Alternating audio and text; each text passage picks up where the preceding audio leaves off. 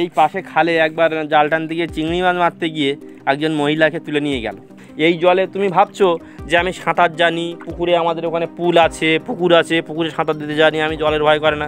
আমরা অনেক আলোচনা করেছি বাঘ নিয়ে, অনেক আলোচনা করেছি মানুষের মৃত্যু মিছিল নিয়ে, অনেক আলোচনা করেছি কিভাবে মানুষ বাঘের পেটে চলে গেছে, কোন কোন জায়গা দিয়ে আক্রমণ হয়, এই সমস্ত নিয়ে বিস্তর আলোচনা করেছি আপনাদের সামনে। কিন্তু আজকে এসে শুনলাম একটা অন্যরকম ঘটনা, যে ঘটনাটা শুনলে আপনিও আটকে উঠবেন। সুন্দরবনের বাঘের সঙ্গে সঙ্গে সুন্দরবনের কুমিরও খুব ভয়ানক হয়, এটা আপনারা সবাই জানেন, কারণ নোনা জলের কুমির বিশ্ববিখ্যাত, আর সুন্দরবনের কুমির সাইজের তুলনায় অনেকটা বড় হয়। ঠিক এই জায়গাটিতে কিছুদিন আগে একজন মহিলা এসেছিলেন মাছ ধরতে রাত্রেবেলা, নেট দিয়ে বাগদা চিংড়ির পোনা মারতে। ঠিক তখনই ঘটে যায় একটা দুর্ঘটনা, যে দুর্ঘটনায় প্রাণ দিতে হয় তাকে। আজকে ঠিক সেই জায়গাতে দাঁড়িয়ে কেন কুমির এখানে আসে, কুমির কেমন জায়গা থাকতে পছন্দ করে, সেই বিষয়গুলো নিয়ে আপনাদের সামনে আলোচনা করব। আর যারা সুন্দরবন ঘুরতে আসছেন তাদের উদ্দেশ্যে একটা কথা বলার, এই মুহূর্তে, বিশেষ করে এই মুহূর্তে সুন্দরবনের নদীতে নামার চেষ্টা করবেন না, কারণ যে কোনো মুহূর্তে যে কোনো বিপদ ঘটে যেতে পারে। যে গল্পগুলো কানে আসছে, যে দুর্ঘটনার কথাগুলো কানে আসছে, সেগুলো অত্যন্ত ভয়ানক। এতদিন নৌকার উপরে বসে বসে অনেক ভিডিও বানিয়েছি,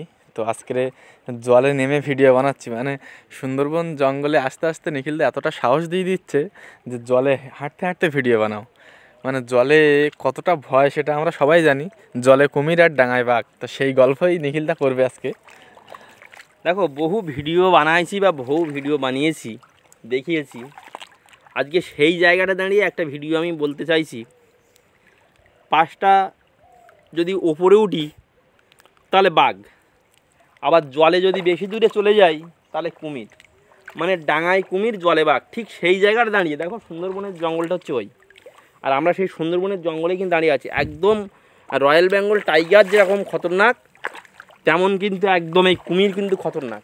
এখানে কুমিরেরও কিন্তু প্রচণ্ড ভয়। একদম ঠিক সেই জায়গাটা দাঁড়িয়ে, একদম নদীর জল, দেখো একদম নদীর জল চকচক করছে।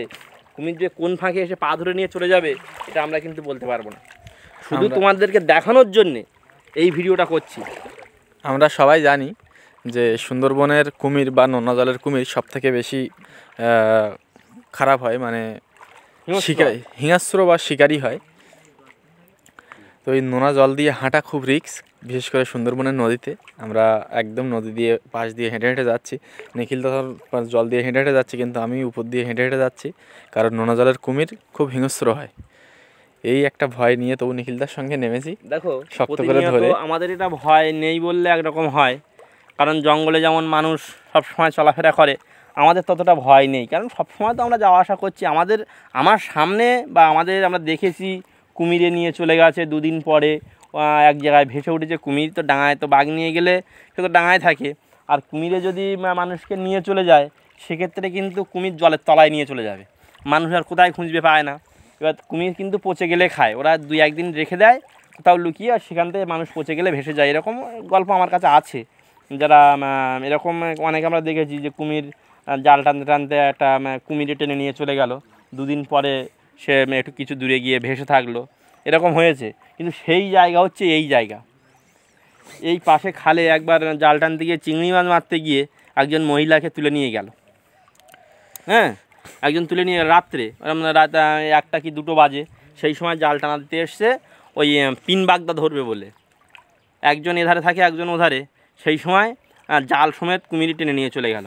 2 দিন পরে সেই মহিলাকে পাওয়া যাচ্ছে একটা চরের কোনায় ভেসে উঠেছে এই এই এই এই এই জলে, এই নদীতেই। হ্যাঁ, এই নদীতে কুমির। তাহলে কুমিরেরও কিন্তু ভীষণ, সুন্দরবনের যেমন বাঘ যেমন হিংস্র, কুমিরও কিন্তু খুব হিংস্র।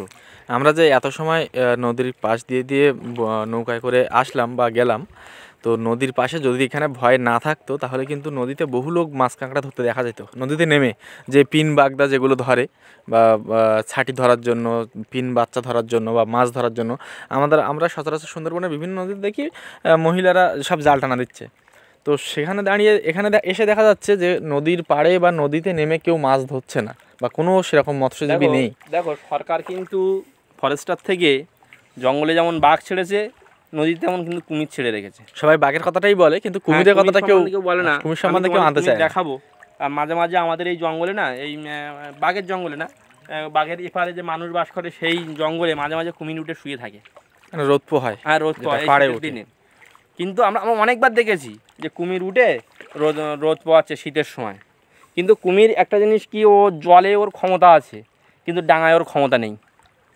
ডাঙায় ও ভয়ে পালাবে, কারণ ডাঙায় ও কুমির ছুটতে পারে না খুব বেশি, কিন্তু জলে কিন্তু খুব হিংস্রভাবে, খুব দ্রুত চলে, খুব দ্রুত, এবং জল থেকে ও বিরাট ক্ষমতা ধরে, কিন্তু ডাঙায় ক্ষমতা ধরতে পারে না। ওই জন্যে জলে কেউই থাকে না, কারণ জলে এত হারে কুমির ছেড়েছে, কুমিরের সব লেজে বালা ভরানো আছে যাতে চিহ্নিত করা যায় না, চিহ্নিত না, বালাটা এই কারণে পরানো আছে। মনে করো এই বোটের উপরে আমি এই কানায় বসে আছি, এবার এই কানায় ধরো আমি বসে আছি, এইভাবে ধরো বসে আছি, মনে করো এইভাবে বসলাম, কানায় এইভাবে বসলাম, হ্যাঁ, এইবার এই কুমির যদি এখানে থাকে, লেজের বাড়ি মেরে তোমাকে ফেলে দিতে পারে। ওই জন্যে কুমিরের লেজে সব বালা পরানো থাকে। বালা ফরানোর সুবিধাটা কি? এবার সুবিধাটা হচ্ছে সরকার থেকে তো নৌকা পাস দেয় মাছ কাঁকড়া ধরতে যাওয়ার জন্যে, তা ওরা জঙ্গলের পাড়ে না উঠে যেন নৌকায় বসে থাকে। এবার কুমির যেন ওই বাড়ি মেরে যেন ওর ফেলে না দিতে পারে, মানে কাঁটাটা লাগতে পারবে না তখন ওই। হ্যাঁ, এবার ওই বালা যখন পড়া থাকে, বালার লেজের গলায় পড়ানো থাকে, যখন ওই উঁচু করবে তখন ওই বালা ওর লাগবে, ওর তখন ব্যথা হবে, ও তখন ওই লেজটা তুলতে পারবে না।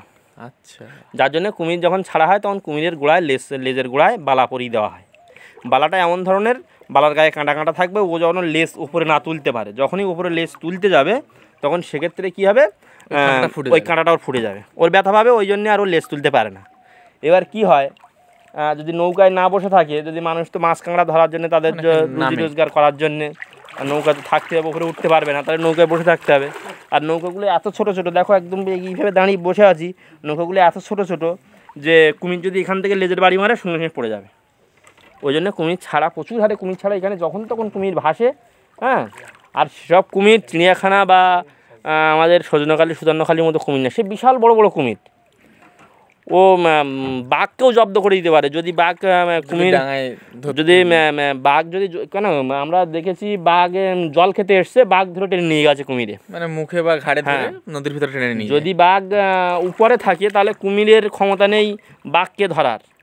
আবার যদি বাঘ যদি জলে থাকে, তা বাঘের সাহস নেই কুমিরকে ধরার।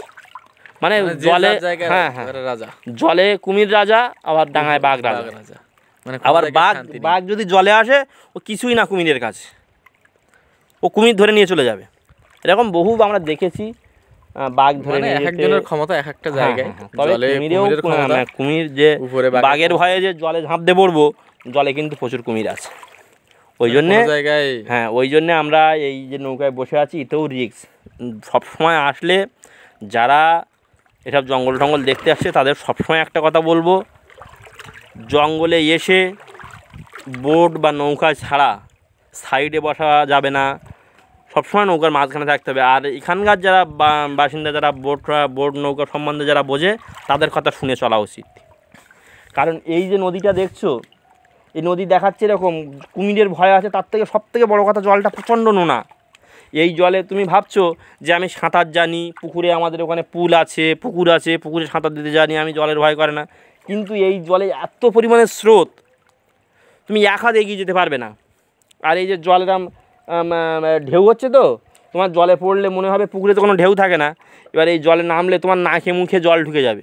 আর এই নোনা জল একবার যদি সামান্য পরিমাণে নাকে চলে যায়, সঙ্গে সঙ্গে তোমার মানে সেখানেই দম লেগে যাবে, এত পরিমাণে নোনা জলে।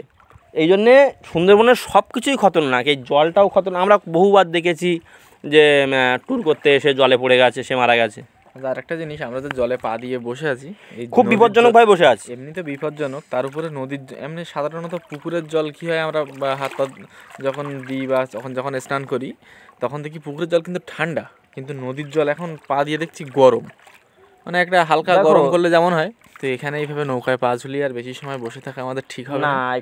যখন তখন, আর আমরা যে জায়গাটা আছি ভাঙনকুলে, কুমির থাকে বেশি। ভাঙনকুলের অর্থাৎ হচ্ছে যেখানে পাড় ভেঙে যায়, তখন মানে নদীর পাড় যেখানে ভেঙে যায়, সেই জায়গাটা কুমির থাকে। দেখো এখানে একদম পাড় ভেঙে যে এই কোবলা মতো হয়ে আছে না, দেখো ওই দিকটা একটু, ওই কোবলার ভিতরে কিন্তু কুমির লুকিয়ে থাকে। হ্যাঁ মানে, হ্যাঁ, ওখানে স্রোতটা কম লাগে, ওই কোবলার ভিতরে কিন্তু কুমির লুকিয়ে থাকে। হ্যাঁ, আর ওই জন্যে এই জায়গাগুলো যেখানে ভাঙনকুল, এখানে মাছও বেশি লুকিয়ে থাকে, ওই যে ওই যে ওই কোবলার ভিতরে মাছ থাকে, আর ওই মাছ খাওয়ার জন্য কুমির আসে। ওই জন্যে এই ভাঙনকুলটা খুব রিস্ক, এখানে এই জলে থাকাও উচিত না। তাহলে আমরা এখান থেকে তাড়াতাড়ি বেরিয়ে যাই। হ্যাঁ, এই জঙ্গলে হয়তো বাঘ নেই, কিন্তু এখানে কুমির আছে। যতটুকু পেরেছি আপনাদেরকে দেখানোর চেষ্টা করেছি। ঠিক সেই জায়গাটায় আসারও চেষ্টা করেছি যেখানটায় দুর্ঘটনা ঘটেছিল। আমরা কিছুক্ষণ ওয়েট করে দেখারও চেষ্টা করেছি যে এখানে কুমির আসে কিনা বা কুমিরের কোনো লক্ষণ দেখা যায় কিনা। যদি কোনো ভুল হয়ে থাকে অবশ্যই ক্ষমা করে দেবেন, এবং যদি আপনারা কিছু জানেন বা সুন্দরবনের কুমির সম্পর্কে আপনাদের কোনো অভিজ্ঞতা থাকে তো অবশ্যই আমাদের সঙ্গে শেয়ার করুন কমেন্ট বক্সে। আমরা অবশ্যই সেই কমেন্টের উপরে ভিত্তি করে একটা ভিডিও আনার চেষ্টা করব। সবাই ভালো থাকবেন, সবাই সুস্থ থাকবেন। যারা সুন্দরবন ঘুরতে আসছেন তাদেরকে আবারও একবার সাবধান করলাম, জলে নামার চেষ্টা করবেন না। ধন্যবাদ। এই ভিডিওটি এখানে শেষ করছি। তো ভিডিওটি ভালো লাগলে অবশ্যই লাইক করবেন, শেয়ার করবেন, আর আপনাদের তো চ্যানেল একটা সাবস্ক্রাইব করে রাখুন না সুন্দর সুন্দর ভিডিও দেখার জন্য।